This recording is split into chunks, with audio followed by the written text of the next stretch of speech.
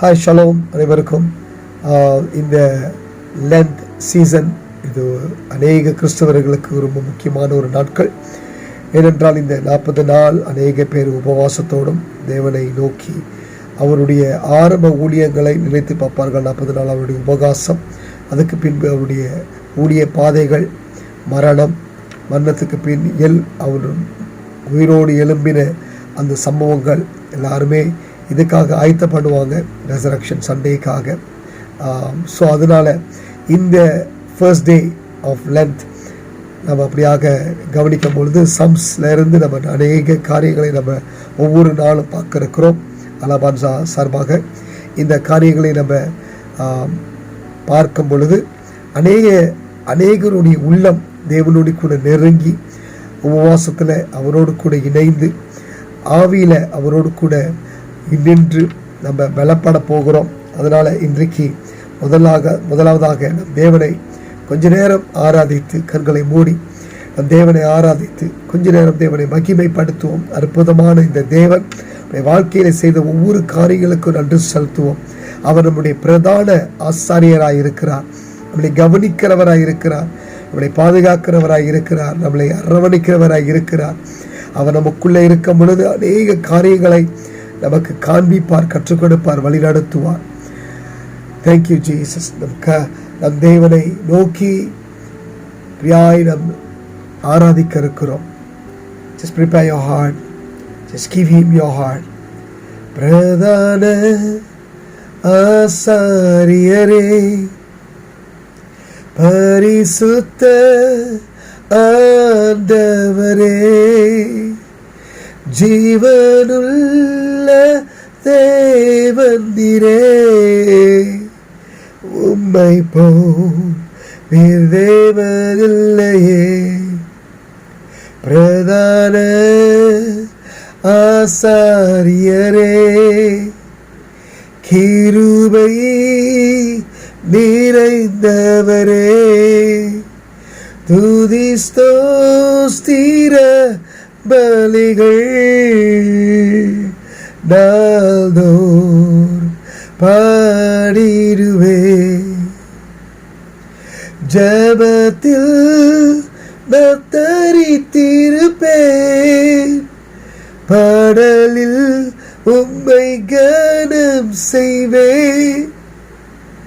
ஜபத்தில் நான் தரித்திருப்பேன், பாடலில் உம்மை கனம் செய்வேன்.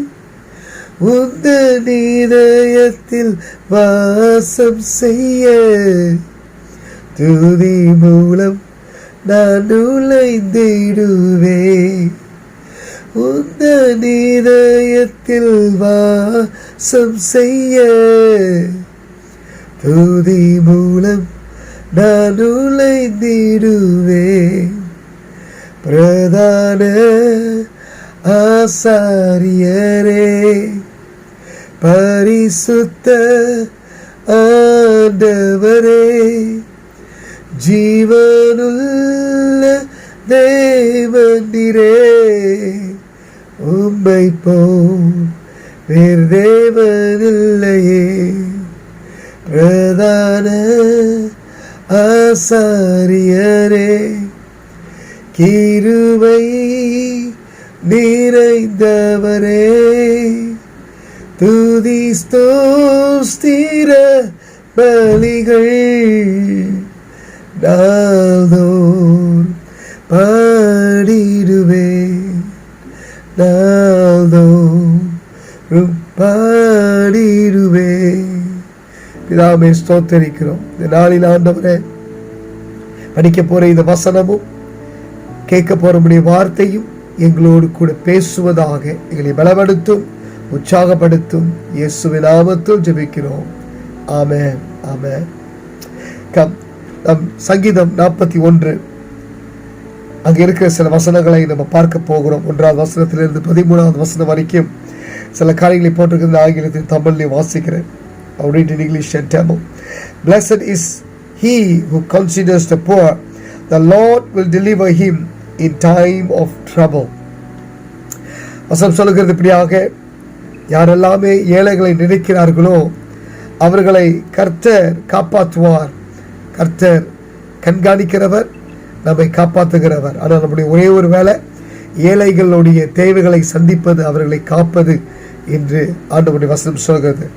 Verse 2, the Lord will preserve him and keep him alive, and he will be blessed on the earth. You will not deliver him to the will of his enemies. ஆண்டவர் நம்மோடு கூட இருப்பதனால இந்த உலகத்தில் வாழும் நாட்கள் எல்லாம் தேவன் நம்மளை காக்கிற தேவனா மட்டுமல்ல, கடைசி வரையிலும் இந்த உலகத்திலே நம்மளை வழிநடத்தி நம்மளை அரவணைத்து காக்கிற ஒரு பெரிய தேவனாக தேவன் இருக்கிறார் என்று நாம் இந்த வசனத்தில் பார்க்கிறோம். The Bible says you will not deliver him to the will of his enemies. அவருடைய எதிரிகளுக்கு நீர் தப்புவிப்பீர், நீர் எதிரிகளுக்கிட்ட நீ ஒப்பு கொடுத்துட மாட்டீர் என்று இப்படியாய் தாவீதர் பாடுகிறார். Now the Lord, verse 3 says, the Lord will strengthen him on his bed of illness. You will sustain him on his sick bed. வசனம் சொல்கிறதை போல ஆண்டவர் நோயில் இருக்கிற மகனையும் மகளையும் அவருடைய பிள்ளைகளையும் அவர் காப்பார், சுகப்படுத்துவார். இன்றைக்கு நீங்கள் நோயில் இருப்பீர்களானால் இப்பொழுதே உங்களுடைய சுகத்தை பெற்றுக்கொள்ளுங்கள். நீங்கள் நோயின் படுக்கையில் படுத்திருப்பீர்களானால் இப்பொழுதே உங்களுடைய சுகத்தை பெற்றுக்கொள்ளுங்க. சுகமாகு, இயேசுடைய சித்தமே சுகமாகு என்று ஆண்டவர் சொல்கிறார். சித்தம் உண்டு சுத்தமாகு என்று சொல்கிறார். Right? Now verse 4 says, I say, Lord, be merciful to me, heal my soul, for I have sinned against you. ஆண்டவரே என்னை மன்னியும் என்று நம்ம கேட்கும் பொழுது, ஆண்டவரே என் பாவத்திலிருந்து என்னை விடுதலை செய்யும் என்று நம்ம ஆண்டவரோடு நோக்கி கூப்பிடுகிற வேளையில நிச்சயமாக ஆண்டவர் நம்முடைய பாவங்களையும் அக்கிரமங்களையும் மன்னிப்பார். இன்றைக்கே மனம் திரும்புகிற நாள் என்று வசனம் சொல்லுகிறது. நம் மனம் திரும்பி தேவனை கூப்பிடுகிற வேளையில தேவன் நிச்சயமாக நம்முடைய இருதயத்துக்குள்ள வருவார், நம்மளை சுகப்படுத்துவார், விடுதலை ஆக்குவார். And verse 5 says, my enemies speak evil of me. When will he die and his name perish? எப்போ என்னுடைய எதிரிகள் இப்படியாய் என்னை குறித்து பேசுகிறாள், எப்போ அவன் சாவான், எப்போ அவன் அழிந்து போவான் என்று அவர்கள் பேசிக் கொண்டிருக்கிறார்கள் ஆண்டவரே என்று தாவீதர் கதறுகிறார். Now verse 6 says, and if he comes to see me, he speaks lies, his heart gathers iniquity to itself. When he goes out, he tells it. இப்படியாக வசனம் சொல்லுகிறது, அவன் வெளியே போகிற வேலையில் எல்லாம் என்னை குறித்தான தப்பான காரியங்களை பேசுகிறார்கள் என்று. Now verse 7, all who hate me whisper together against me they devise my hurt. எனக்கு எதிராக எனக்கு பேசுகிறார்கள், எதிரான வார்த்தைகளை அவர்கள் எதிரொலி போல சுத்தமான வார்த்தைகளை எனக்கு அனுப்புகிறார்கள், என்னை துன்பப்படுத்துகிறார்கள். against me they deliver my hurt, they devise my hurt. நான் கெட்டு போக வேண்டும், நான் நாசமாய் போக வேண்டும் என்று சொல்லி அவர்கள் எதிர்பார்க்கிறார்கள் என்று வசனம் 7 சொல்லுகிறது. Now in verse 8, an evil disease they say, cling to him, and now that he lies down he will rise up no more.